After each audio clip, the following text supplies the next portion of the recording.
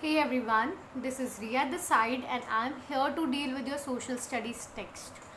तो बेसिकली आप लोगों को बहुत अच्छे से पता है कि हमें एसएसटी पढ़नी क्यों है, एनटीएस एग्जामिनेशन और हमारे बोर्ड एग्जामिनेशन के लिए, सीबीएसई सिलेबस को कवर करने के लिए, राइट। तो आपको ये भी अच्छे से पता है कि इस सीबीएसई एग्जामिनेशन को या फिर एनटीएससी को क्लियर करने के लिए हमें सोशल स्टडीज़ के अंदर 4 बुक्स को कवर करना पड़ता है ना, geography, political, economics and history. So for particularly this video lecture we will be sticking to geography, है ना। और जोग्राफी में भी आप लोगों ने lesson number 1 that is India size and location complete कर लिया है। You way in some way middle of physical features of India, जहाँ पर आप लोगों ने हिमालयन माउंटेन्स तक का जो पूरा फीचर है वो समझ लिया था, ठीक है। तो this particular video lecture will be like हम लोग ना इसमें आगे नॉर्दर्न प्लेन्स पढ़ने वाले हैं, ठीक है। हम लोग केवल एक अभी तक आप लोगों ने जितना पढ़ा है उसको एक क्विक रिवीजन कर लेते हैं, ताकि कल वाली क्लास के लिए हमें क्या मिल जाएगा, एक लिंक मिल जाएगा, okay. So talking about physical features of India, see basically मैं हमेशा मेरे स्टूडेंट्स को बोलती हूँ कि जब भी आप किसी लेसन को स्टार्ट करते हो, ठीक है, तो उस चैप्टर की हेडिंग को एक क्वेश्चन मार्क लगा दो, ठीक है। इस चैप्टर की हेडिंग को ही हम क्या करते हैं, यहाँ एक क्वेश्चन मार्क लगा देते हैं कि फिजिकल फीचर क्या होता है। इंडिया मतलब तो हमें पता है कि India is a very big country in terms of geographical area की मैं बात करूँ, चाहे इन टर्म्स ऑफ पॉपुलेशन में बात करूँ, काफ़ी बड़ी कंट्री है, जो हमें कहाँ से पता चल गया था, last chapter India size and location से, राइट। अब फिजिकल फीचर क्या है, जस्ट एक बहुत बेसिकली इसको इमेजिन करना कि आपके सामने अमिताभ बच्चन का अगर मैं नाम लेती हूँ, ठीक है, अमिताभ बच्चन का अगर आपने नाम लिया तो आपके सामने एक स्ट्रक्चर क्रिएट हो गया कि like he has a very good personality, toll heighted person है, बॉलीवुड में काम करते थे, और इनका जो एक अपीयरेंस होगा वो आपके दिमाग में आ गया होगा, है ना।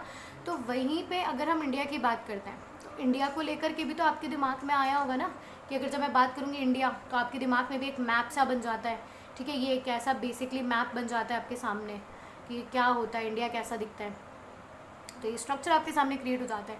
बस इसी स्ट्रक्चर को हमें समझना है कि ये स्ट्रक्चर क्यों बना है, क्लियर। ये स्ट्रक्चर के बारे में हम डिस्कस करने वाले हैं।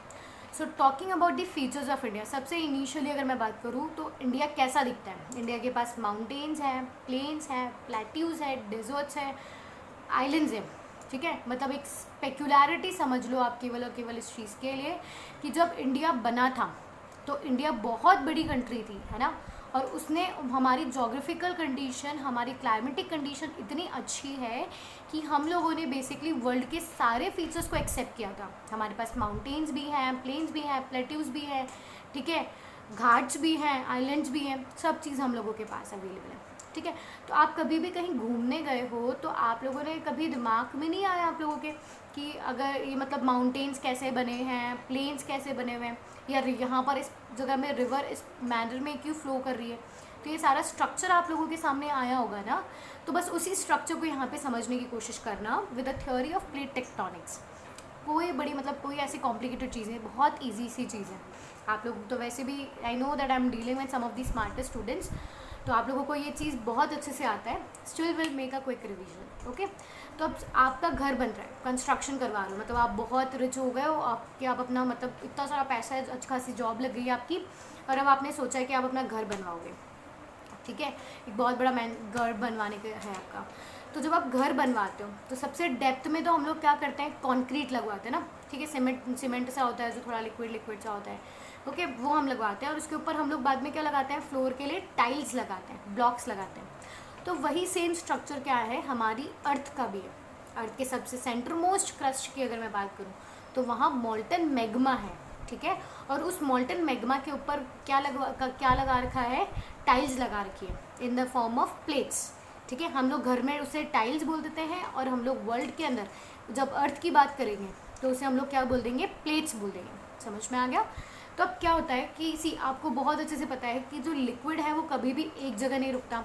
तो अर्थ के सेंटर में मोल्टन मैग्मा होने की वजह से जो ये प्लेट्स है ये कंटिन्यूसली क्या करती रहती है, रोटेट करती है। अब आपको भी पता है कि अर्थ भी रोटेट कर रही है ना, तो जो अब अर्थ का जो सेंटर मोस्ट पार्ट है वो कैसे स्टेबल रह सकता है, वो भी मूव करेगा।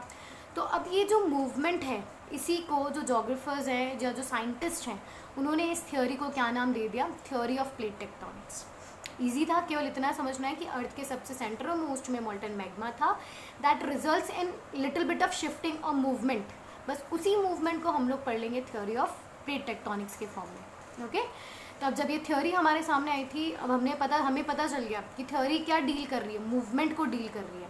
तो अब मूवमेंट भी क्या है, हमने उस मूवमेंट को भी किस मैनर में समझ लिया, उस मूवमेंट को भी आप समझ लो कि 3 तरीके से मूवमेंट होता है। जैसे हम सिंपली वॉक करते हैं, हम जंप करते हैं, हम रनिंग करते हैं, उसी मैनर के अंदर जब अर्थ की जो ये प्लेट्स हैं जब ये मूव करेगी तो ये भी 3 मैनर्स में मूव करेगी। ओके, एक ऐसी सिचुएशन होगी जब एक प्लेट दूसरी प्लेट के और पास आ जाएगी, उसकी तरफ दोनों अट्रैक्ट हो जाएगी। ठीक है, एक ऐसा रिएक्शन आएगा, एक ऐसा मूवमेंट आएगा कि दोनों में लड़ाई हो गई है, इसलिए प्लेट ए और प्लेट बी एक दूसरे से दूर चली गई है। ठीक है, और एक थर्ड ऐसा डिफरेंस होगा। ठीक है, एक ऐसी सिचुएशन होगी जब प्लेट ए को तो फ्रंट में मूवमेंट करना पड़ेगा और एक प्लेट को बैकवर्ड मूवमेंट करना पड़ेगा, मतलब दोनों एक दूसरे से अपोजिट डायरेक्शंस में चलेंगे। ओके, सो आप लोगों ने 3 मूवमेंट्स ऑलरेडी पढ़ रखा होगा। ठीक है, एक होता है कन्वर्जेंट, एक होता है डाइवर्जेंट और एक होता है ट्रांसफॉर्म। जब कन्वर्जेंट होता है तो हमारे पास फोल्डिंग एक्टिविटी होती है। जस्ट टू अंडरस्टैंड कि ये मेरा हैंड है, ठीक है, इसके ऊपर एक और कोई चीज़ आकर के स्लाइड हो, मतलब दो just to make you understand, आप बहुत अच्छे से खुद का हैंड ही ले लो। ठीक है, आपका एक हैंड था, उसके ऊपर आप कोई और चीज़ आ जाती है, मतलब आप समझो कि आप 2 दोस्त हो, बहुत 2 प्लेट्स थी, बहुत प्रॉपर्ली समझना कि एक लैंड मास, एक प्लेट है, एक प्लेट ऑलरेडी थी, इसके ऊपर एक और प्लेट आ गई है।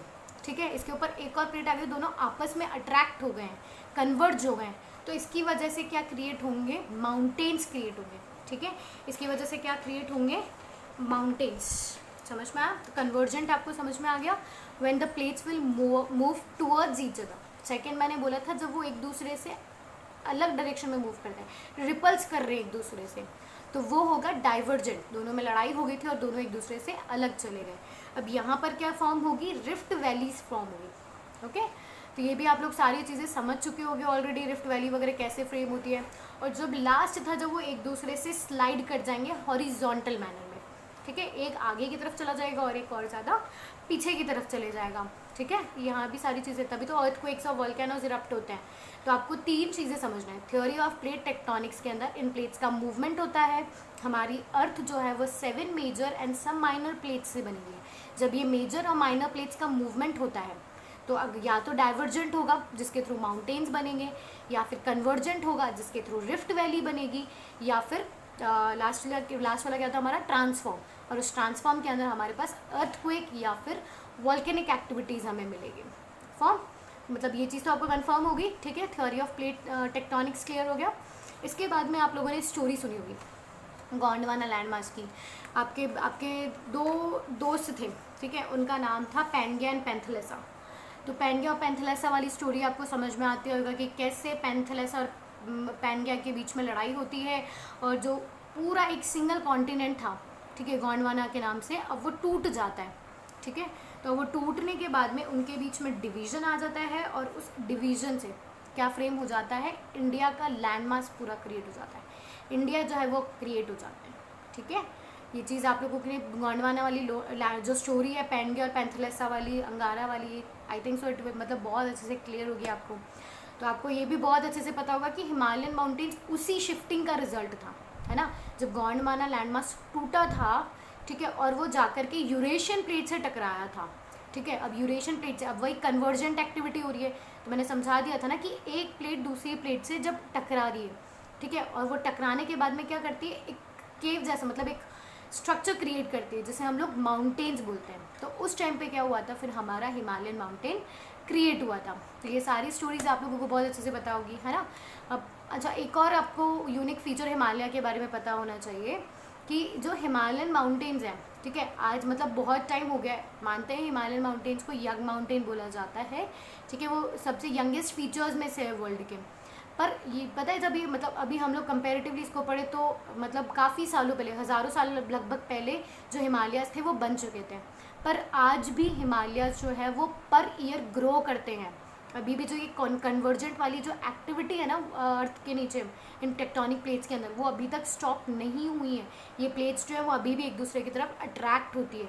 ठीक है, इसकी वजह से हमारे जो हिमालयन माउंटेन्स हैं ये अभी भी हर ईयर कुछ इंचेस से या कुछ सेंटीमीटर्स से ग्रो करते हैं। ओके, तो ये एक अच्छा फीचर है ना। जबकि हमें पता था कि हिमालयन नॉन लिविंग थिंग है, वो कभी भी ग्रो नहीं करेगा, अपन हिमालयन माउंटेन्स जो एक्चुअली ग्रो करते हैं। ओके, तो ये क्यों ग्रो करते हैं वो सारी स्टोरीज आपको गोंडवाना की, पैंगे और पंथलासा के थ्रू समझ आ गया होगा। ओके, तो हिमालयाज़ के आपने सारे फीचर्स समझ लिए होंगे। अगर हम उसका वर्टिकल मैनर में उसका डिवीज़न करते हैं, हिमालयन माउंटेन्स को पढ़ते हैं, तो वहाँ आप लोगों ने ग्रेटर हिमालयाज़, मिडिल हिमालयाज़ और आउटर हिमालयाज़ पढ़े होंगे। और वहीं पे अगर हम उनका हॉरिजॉन्टल मैनर के अंदर हम लोग उनका डिस्क्रिप्शन समझते हैं, तो आप लोगों ने 5 रिवर्स के बेसिस पे, है ना, बहुत सारे रिवर्स थे, उनके बेसिस पे उनको डिवीज़न उसका समझ लिया होगा। तो Himalayas way completed for you people. Fine, अब इसके बाद में हम लोग आ जाते हैं नेक्स्ट इम्पॉर्टेंट चीज़ के ऊपर, जो है हमारा इसके बाद में आएगा सबसे जो northern mountains, sorry northern mountains तो हम पढ़ चुके हैं, नॉर्दर्न माउंटेन्स ही हिमालयन माउंटेन्स होते हैं। इसके बाद में नेक्स्ट हमारा इंपॉर्टेंट टॉपिक रहेगा नॉर्दर्न प्लेन्स। ठीक है, तो अब ये नॉर्दर्न प्लेन्स वाला जो स्ट्रक्चर है या पूरा अभी नॉर्दर्न प्लेन्स कैसे क्रिएट हुए हैं, ये सारी स्टोरी जो वो आपको कल अच्छे से मैं क्लास में डिस्क्राइब कर दूँगी। Okay, so this was it for today's class. If you are having any kind of doubt from the previous sections, you can just let me know. Okay, और उसके बाद में अगर किसी भी स्टोरी में पेंगिया, पेंथलेसा वाली, अंगारा के अंदर गोंडवाना कैसे शिफ्ट हुआ था, ये हिमालयन माउंटेन्स की जो स्टोरी है कि वो क्यों हर साल ग्रो करते हैं, इनमें से अगर किसी भी तरह का कोई भी डाउट है, then you can just let me know, I we will have it discussed in the class. Thank you.